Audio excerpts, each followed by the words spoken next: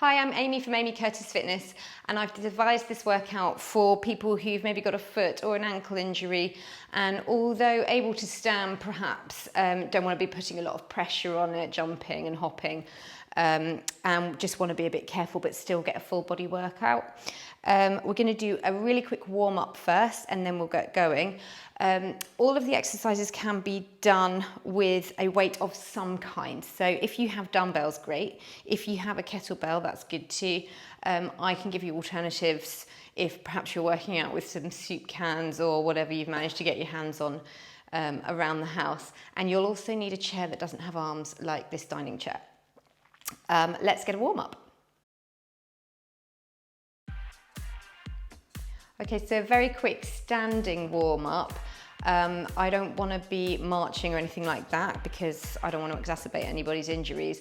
So we're just going to take our feet slightly wider than a hip width apart and just leave them there for the warm up. And then we're just going to start with a little twist in the waist. So try and keep your pelvis facing the front while you do this. Just warming up the spine, just warming up the obliques.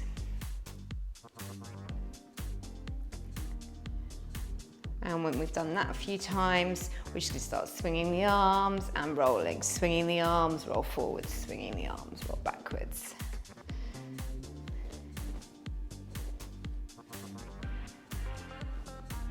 And let's reach overhead. So get a little crunch in the side when you're doing this. Let the weight go down both legs equally. So we're not leaning over, we're stretching up and round.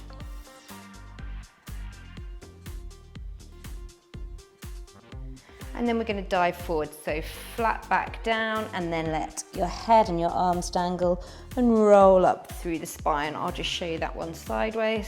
So coming down with a flat back, letting everything go down and roll up. And let's do a few more like that.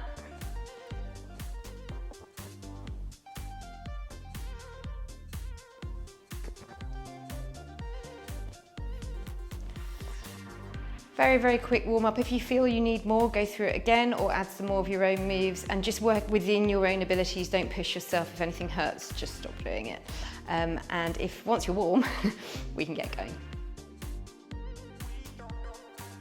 This one's normally done from standing, but obviously we're trying to avoid that, so we're going to do it from kneeling.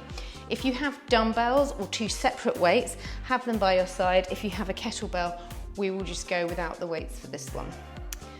If you have a dumbbell that you can hold like these, keep them in your hands the whole time. I'll show you the two versions. So you can either crawl forward with the weights in your hand, come down onto the floor, pop up onto your knees, crawl back. You're sitting back down onto your heels, bicep curl, and then an overhead press. And then you go again, never letting go of the dumbbells. Or you can just do it without, crawl forward, down, up. Crawl back, take hold of your weights, up, or no weights at all if you don't have anything practical. So if you've got a kettlebell or something, doesn't really lend itself to this one, but you can just go faster and get your cardio that way. I think I'm on number 5 now. We're going to go for 12.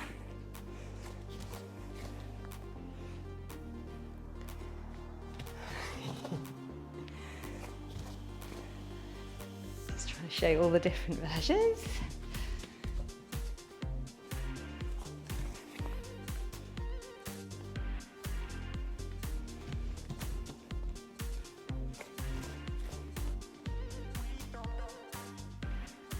And then our last 3, I'll show you with the weights.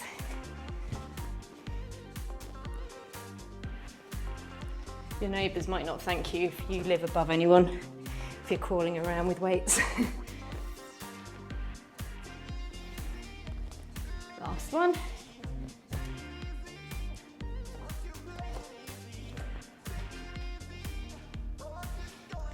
And hopefully that's got your heart rate up. Maybe you started to sweat. Brilliant. Not used our ankles or our feet at all.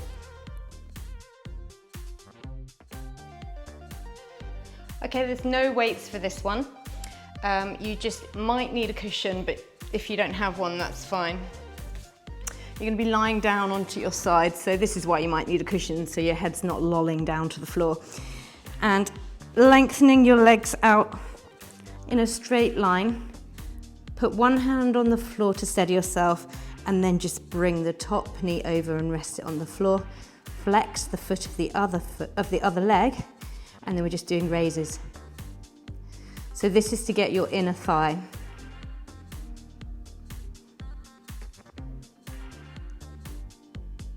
We're going to go for 15.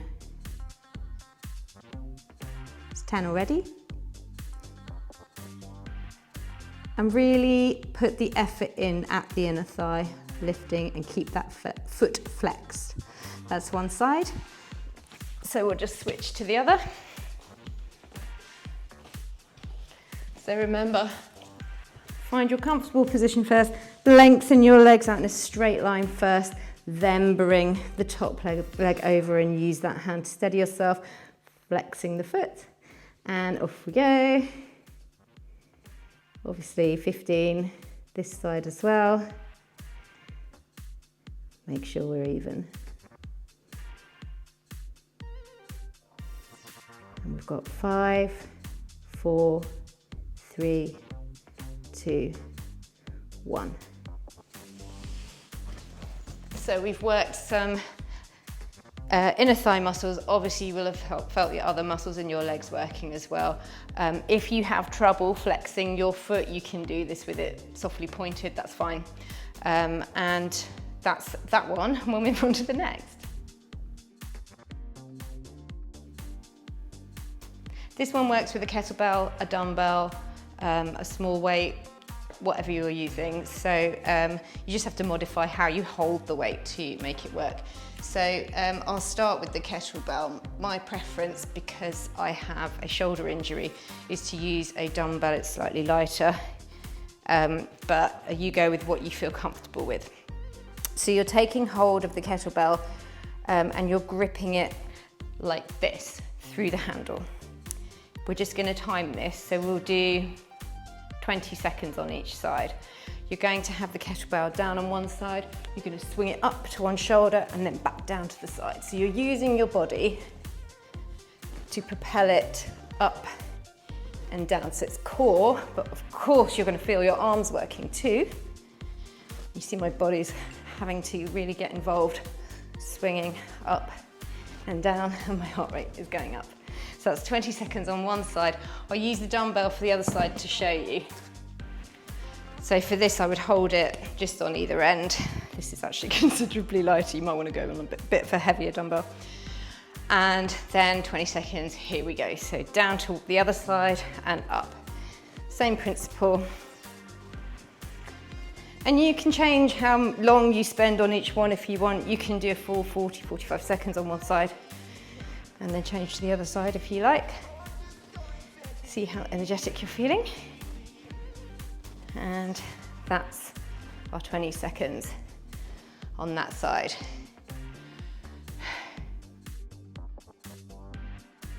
One for your core. I really like this exercise. It avoids crunching or doing a plank, but still really effective.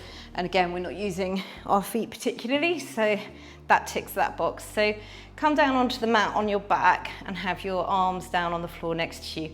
And then just take your legs up into a double knee fold and make sure you've got that right angle in your knee and it stays like that for the whole exercise. So breathing out, you're just going to send your foot towards the floor and bring it back, and then the other foot.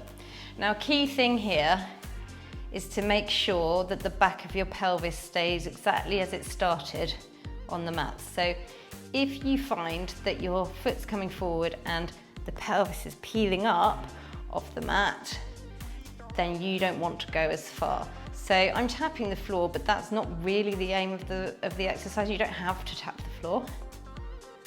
You just have to challenge your own core muscles. If this is super, super easy for you, you could try and double the fun. So squeeze the legs together and send both down at the same time. The same rules apply though. I don't want you to feel the back of your pelvis peeling up. So if you get to here and that happens, that's your limit. And that's fine, you're still challenging your abdominals. Breathe out as you send the legs away. And when you've done 12 or 15, move on to the next exercise. Okay, the chair's coming into play now. We are doing some swings. So think kind of kettlebell swing, but I'll show you the two versions. You can use your hand weights or you can use the kettlebell. You're gonna be fairly far forward on the seat and sitting up straight, and then your hands dangling down either side. So you need a quite narrow chair, and you definitely don't want one with arms. And just get a little bit of momentum up and then start swinging high. So you can see my body is having to move to help me create the momentum to get the weights up in the air in a controlled way, but without actually really lifting them. It's my body that's swinging my arms up. We'll do this for 45 seconds. I'll just show you the kettlebell version. So a lot of your own timing with this. So with the kettlebell, obviously it's quite hard to swing between your legs.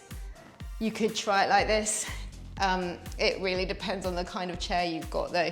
But I think if you can't do it like that, this is the next best thing. So you're just swinging forward and switching hands. This is quite a lot heavier for me. So it requires a lot of work in my core. And I'm really making sure that I don't bring my feet off the ground either.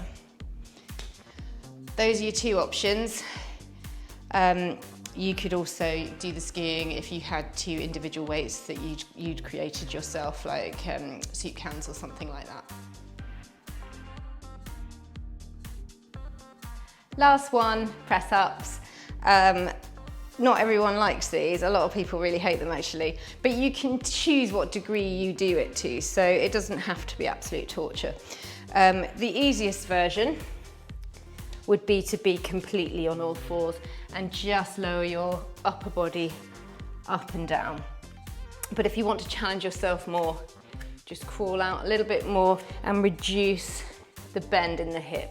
So choose what level you want, and of course if you want to be on your toes, fine. I'm going to be on my knees but with my feet in the air. And then you're placing your hands where they would be if you were standing up and you were pushing a big door open. Breathing in to go down, out to come up, in to go down, out to come up. If you want to increase the challenge, you can add a shoulder tap. So this is number 5, we'll do 5 more. 5, tap, 4, tap, 3, 2, 1. Key thing to remember is a press up is a moving plank, so just make sure your body's rigid like a plank and you're engaging your glutes, and you'll be absolutely fine. Of course, if you do have a foot or an ankle injury, make sure you definitely do this on your knees. Don't risk going on your feet just to challenge yourself more. Just do more press ups if you want to challenge yourself more. Good luck. Hope that you get through this okay. Let me know how you go.